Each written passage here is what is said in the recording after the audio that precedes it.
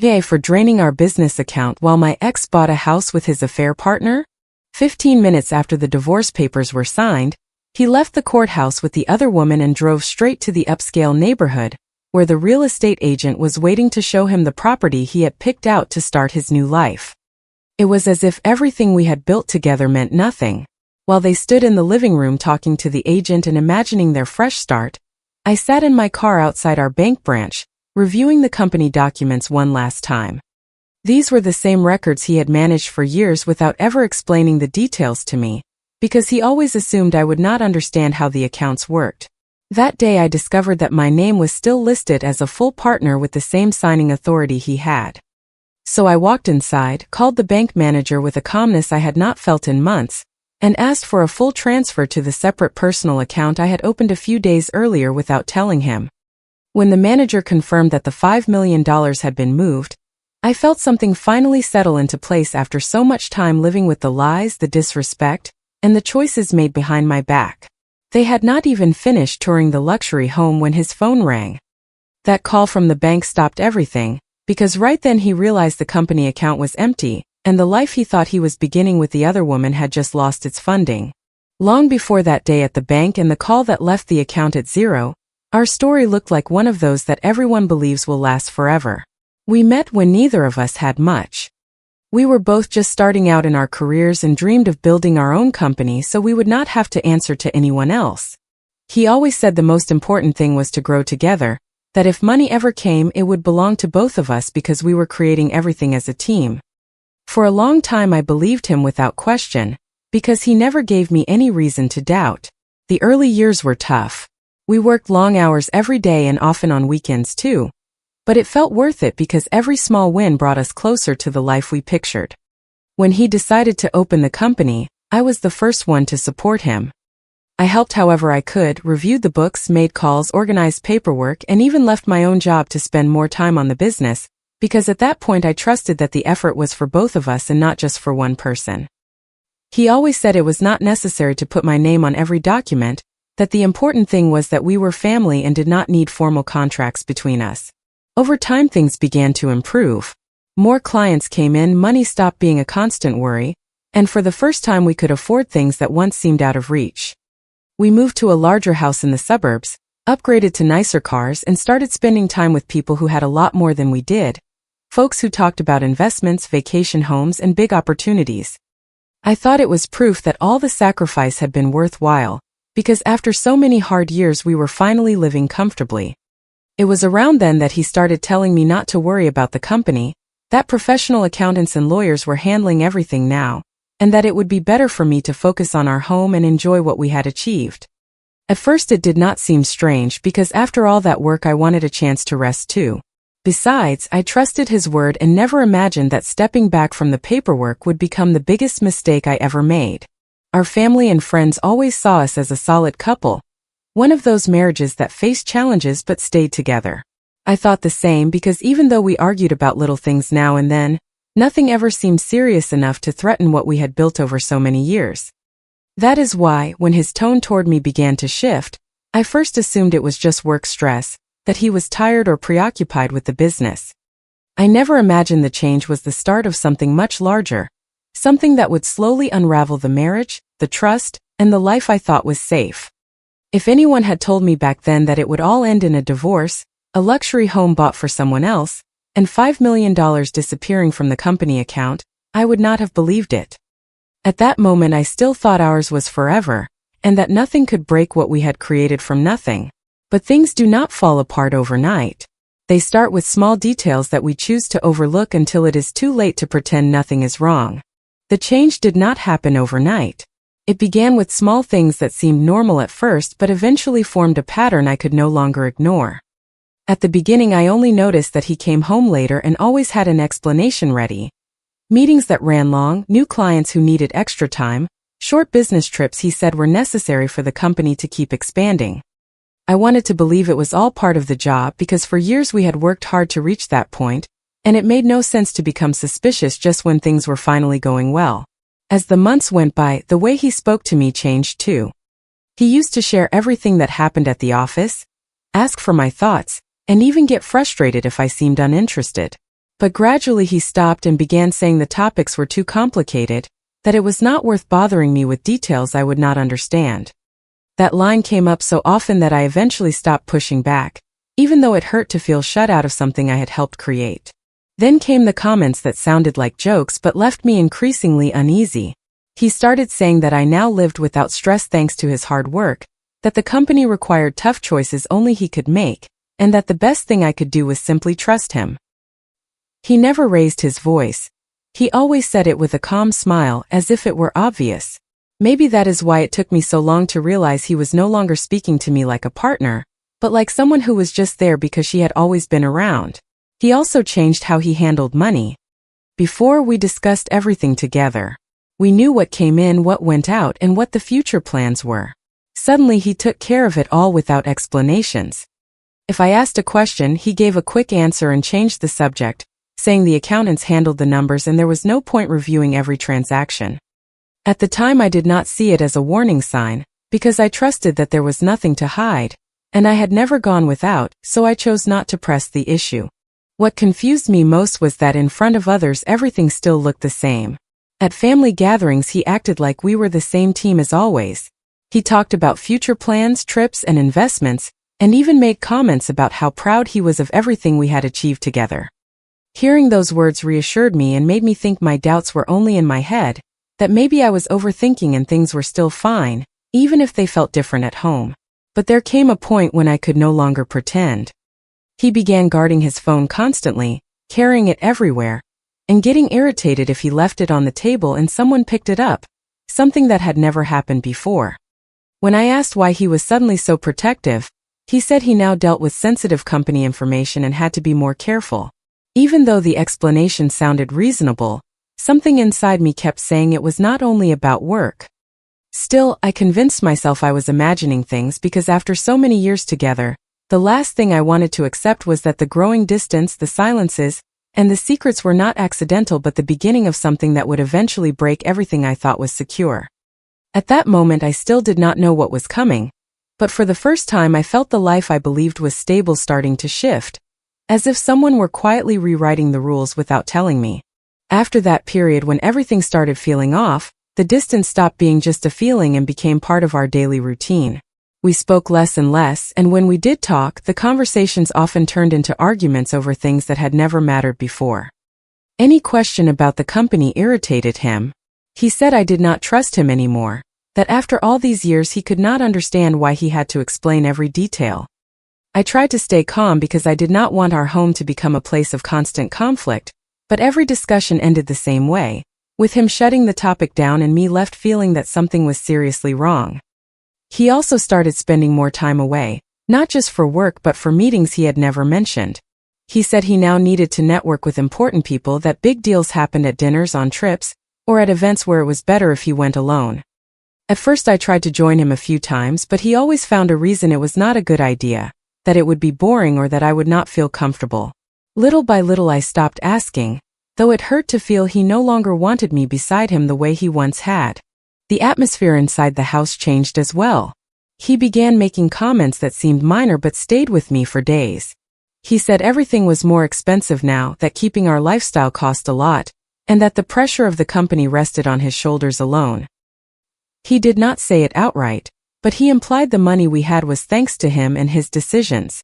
Hearing that bothered me more than I wanted to admit, because I clearly remembered the years we had worked side by side when there were no luxuries, no breaks, and we did everything together. Over time the arguments stopped being only about money or work and turned into questions of respect.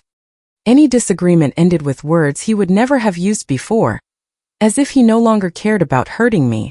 He said I did not understand how things worked anymore, that times had changed, and that I should be grateful for the life I had. Every time I heard him speak that way I felt like I was talking to a stranger, someone who no longer remembered everything we had gone through to get here. There was one night when he came home very late and did not even try to explain. He simply said he had been out celebrating with some business associates because the company was doing better than ever. As he spoke I noticed he was in an unusually good mood, too relaxed, as if it did not matter that I had spent hours waiting. When I asked why he had not called, he replied that he did not have to account for every single thing he did. That phrase stayed with me longer than I expected, because he had never spoken to me like that before. From then on I began to feel I was no longer part of his life, that we only shared the same house but not the same future. He kept saying he did everything for our future, that the hard work was so we could live better, but every time I heard it I sensed that future no longer included me. Still, I did not want to accept that the marriage was truly changing, because doing so would mean admitting everything I thought was secure could vanish at any moment, and I was not ready to face that. What I did not realize was that while I was trying to hold on to what remained, he was already making major decisions without me. Choices that would not only end the relationship but would also put at risk everything we had built over the years, including the company he always claimed belonged to both of us. The moment I stopped believing it was just a difficult phase came during a dinner party I still remember clearly. That evening he arranged a gathering at our house to celebrate the company closing a major deal, something he said would secure our future for years. He invited business partners, friends, and a few relatives, and asked me to make sure everything was perfect because he wanted to make a strong impression. I spent the whole day preparing the house, checking every detail the way I had so many times before, trying to believe things could feel normal again. At first the night seemed like other celebrations we had hosted. People talked about work, money, and new projects, and he moved through the living room with the confidence he always showed when he wanted everyone to see he had things under control. I stayed near the table arranging food, listening to the conversations without getting too involved, because for a while I had felt I no longer fully belonged in that world. Even so, I smiled and acted as if nothing was wrong, not wanting others to notice the growing gap between us. Everything changed when a woman I did not recognize arrived. She walked in as if she already knew the house, greeted several guests comfortably, and went straight to him without hesitation. I assumed she was a colleague or the spouse of a client, but the way they looked at each other made me uneasy from the start. It was not a typical greeting. It was too familiar, as if they did not care who was watching. I tried not to make too much of it, but throughout the evening they continued to act as if they shared a private understanding. They spoke quietly, laughed together away from the group, and more than once I saw her touch his arm with a closeness that went beyond a casual acquaintance. When I approached and asked who she was, he answered without really looking at me and said she was working with him on a new project, that I had no reason to worry about business details. That line sounded familiar, but that night it carried a different weight, as if he no longer cared about hiding anything. The most painful part came later when one of the guests jokingly asked if there would soon be another celebration for a new house, because he had heard rumors about larger properties. Before I could speak, he laughed and said yes, that he was about to make some big changes in his life and that certain decisions were necessary to keep moving forward. Several people chuckled without fully understanding, but I felt those words were more than a casual remark. They were a public announcement that he did not plan to stay the same. The woman beside him smiled as if she knew exactly what he meant. In that moment I understood she was neither a simple coworker nor a passing acquaintance. He never said anything explicit. No one caused a scene. But the way they looked at each other made it clear there was more to it, and I was the only one still trying not to see it. I stood there listening as they discussed plans and a future that did not include me, while the rest of the guests continued eating as if everything were normal. That night we did not argue. I waited until everyone left, cleaned the house in silence, and went to bed without a word, because I knew fighting then would change nothing. What did change was how I saw everything. After that dinner I stopped thinking he was simply going through a rough patch and started realizing I was being left out of important decisions, choices that affected not only our marriage but also the company and the money he had always said belonged to both of us. From that night forward I began noticing things I had previously overlooked. I reviewed old papers, replayed conversations in my mind, and reconsidered every detail I had let slide for years, never imagining I would soon find something that would completely alter how this story would end. That dinner became a turning point, not because of any loud confrontation but because I finally stopped trusting only what I was told and started paying attention to what was really happening. For years I had accepted that he managed everything related to the company, believing it kept things smoother, but after that gathering I could no longer stay comfortable knowing so little. Too many pieces no longer fit. Comments that once seemed harmless, decisions made without consulting me, as if my input no longer mattered.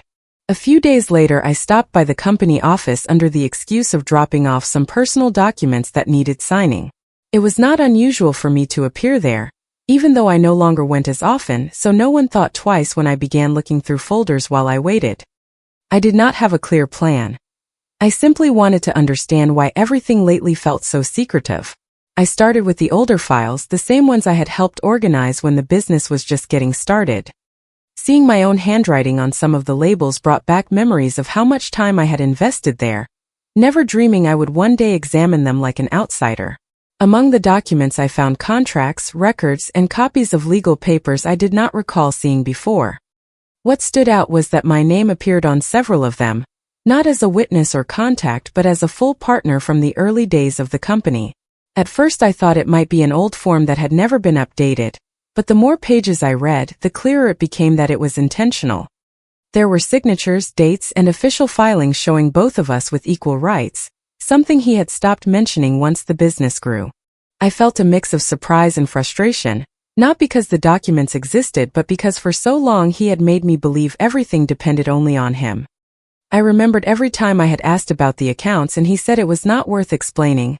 Every occasion he claimed it was better if I stayed out of complicated matters. Right then I understood it had not been about time or trust. It had been a deliberate choice to keep me on the outside while he controlled everything. I kept looking and found the company bank statements. I did not know exactly what I was searching for, but seeing the balances explained why he had recently talked so much about investments in properties. The money in that account was far more than I had realized, enough to purchase several homes without needing anyone else's approval. What surprised me most was confirming that, according to the records, I was still authorized to move those funds because my signature had remained active since the beginning. I sat for a moment staring at the pages, trying to collect my thoughts. I was not thinking about revenge or causing harm, only that for years I had worked believing everything belonged to both of us, and now it seemed someone had quietly tried to remove my place without notice. I remembered the dinner, the way he spoke about changing his life, the confidence with which that woman had moved through our home, and for the first time I felt that if I did not act, I would be left with nothing while others enjoyed what had also cost me years of effort. I made copies of the most important documents and left the office without telling anyone what I had discovered. I did not want to argue or demand answers yet. I needed time to think clearly and understand what it truly meant to have my name on those papers. The only thing certain as I walked out was that the story would not end the way he had planned, because now I knew something that could change everything, and I only had to decide when to use it. Holding those documents changed how I saw everything. It was no longer only about a marriage that was ending but about years of shared work that could vanish if I remained silent. For several days I kept the copies to myself, quietly observing every move, every comment, and every plan he mentioned as if I had no connection to it. The more I heard him talk about the future, the more obvious it became that this future did not include me, and that if I did not act soon I would walk away from everything without what was rightfully mine. I did not want to decide out of anger, so I chose to think carefully before taking any step. I remembered many earlier conversations, especially the ones with my mother back when the company was new and times were harder. She always said money can bring people together when there is little of it, but when there is plenty it can also reveal who everyone truly is. At the time I had not fully understood her words because I believed trust alone would keep everything in order, but now those thoughts made more sense than ever. One afternoon I took out the papers again and read through them slowly, examining every line as if seeing them for the first time. There was my name with the same rights as his, signed from the early years when we both worked without rest to make the business succeed. No one could claim I had played no part in what had been built, and that gave me the confidence I needed to stop doubting myself.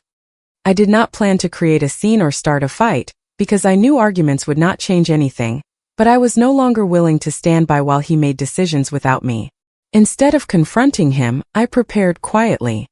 I went to the bank to learn what was required to transfer funds from the company account, using the authority listed in the records. The manager checked the system and confirmed that my signature was still valid, that I could authorize transfers without needing anyone else's permission. Hearing that told me there was still time to act, that not everything was lost as I had begun to fear. I left the bank with a strange mix of nerves and calm, as if I had finally regained some control after feeling powerless for so long. I did not know exactly when I would do it, but in that moment I decided I would no longer stay silent. If he was planning to begin a new life using what we had built together, then I also had the right to protect my share before it was too late. All that remained was waiting for the right moment to move the money without raising suspicion. And that moment arrived sooner than I expected. The opportunity came when the house was quiet and everyone was focused on their own plans. Ever since I had decided to take action, I had paid closer attention to his schedule, his meetings, and the days he spent more time away. I knew I could not afford a mistake, because any early move might alert him and complicate everything. I needed to handle it calmly without arguments or suspicion, exactly the way he had managed many things for years. One morning he left early, saying he had an appointment with some investors to look at new properties. I did not ask questions. I simply listened and waited for him to go, because I already suspected what that meeting was really about. As soon as the door closed behind him, I felt the combination of nerves and determination that had been building for days.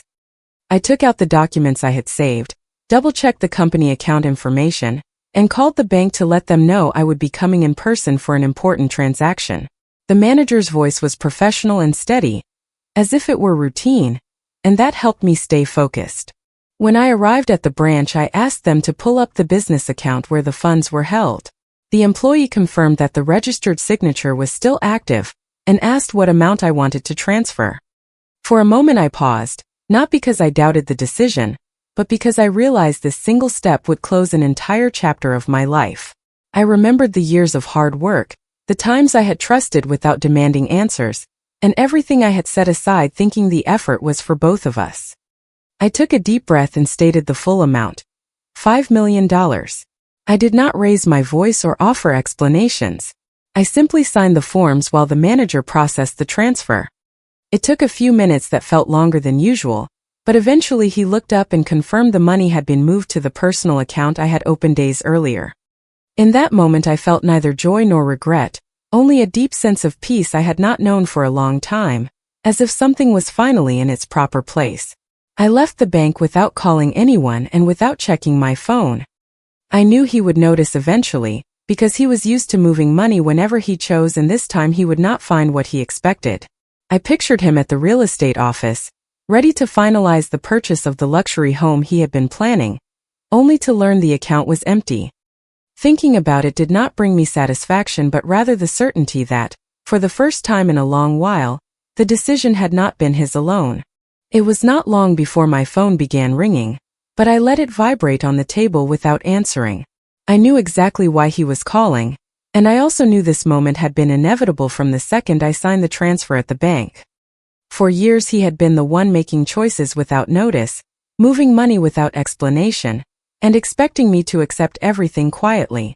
So this time I was in no hurry to respond. I sat looking at the screen, remembering every occasion when I had asked an important question and been told not to worry about matters I would not understand. The text messages started arriving one after another, first asking if I knew anything about the account, then claiming the bank must have made an error, and finally demanding that I answer right away. I did not need to hear his voice to imagine the tone, because I knew him well enough to recognize when he was calm and when something was slipping from his control. He was surely still at the real estate agency, prepared to close on the luxury home he had chosen, believing the money remained available as always. A few minutes later another call came from a number I recognized as the company's accounting firm. I did not answer that one either. I preferred to wait, understanding that the longer it took him to learn the truth, the greater the impact would be.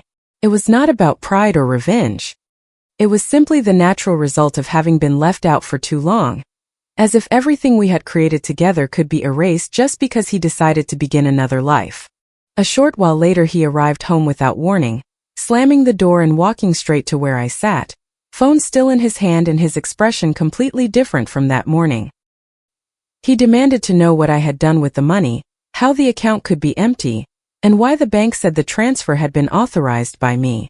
I did not raise my voice or try to defend myself. I simply looked at him calmly, because I had been preparing for this moment for days and no longer had any doubts. I reminded him that my name was still on the company documents, that the signature had been registered from the beginning, and that I had the same legal right as he did to decide about those funds. Hearing that, he was quiet for a few seconds, as if trying to grasp when he had lost control. Outside, everything looked the same. The house, the furniture, the life that once seemed perfect. But inside that room nothing was in its place anymore. Because the purchase of the luxury home had been stopped, the account stood at zero, and for the first time he did not know what to do next. The discussion grew heated, although I remained seated and kept my voice steady, watching him pace as he searched for a way to make himself look reasonable. He claimed I had no right to move the money without telling him, that there were important obligations and that he had been about to finalize a deal that would change everything. Listening to him made me realize that in his mind the company had always been solely his, as if the years we had worked together had simply disappeared. He tried to persuade me to return the funds, first speaking reasonably and then with growing desperation, saying everything could still be fixed if I transferred the money back that same day. He promised we would talk things through afterward, that we could divide assets differently, and that it was not necessary to take things this far. As I listened, I remembered every time I had asked for explanations and received silence, every occasion he had decided for both of us without asking, and I understood that if I gave in now, nothing would truly change. I told him I had not acted behind his back. I had simply used the same right he had exercised for years without consulting me. I reminded him that my name had been in the records from the start, and that the money also represented my work, my time, and everything I had given up so the company could succeed. I did not speak with anger.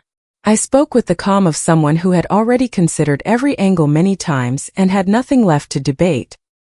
He tried to rewrite the situation by saying the home purchase was an investment for the future, that he had been making plans for both of us, and that everything had gotten out of hand because of one poor choice. That was the first time I interrupted him, because we both knew it was not true. The way he had spoken about starting a new life, the secret meetings, and the woman at the dinner made it obvious that this future was not meant for me. He fell silent when he heard that, unsure how to respond. The confidence he had always carried was gone, and for the first time he seemed to understand he could no longer control events the way he once had. Then I told him something I had held inside for a while. I had not moved the money out of anger or spite, but because I had realized too late that if I did not protect what was also mine, someone else would use it to begin a life where I no longer belonged. At that point he stopped arguing.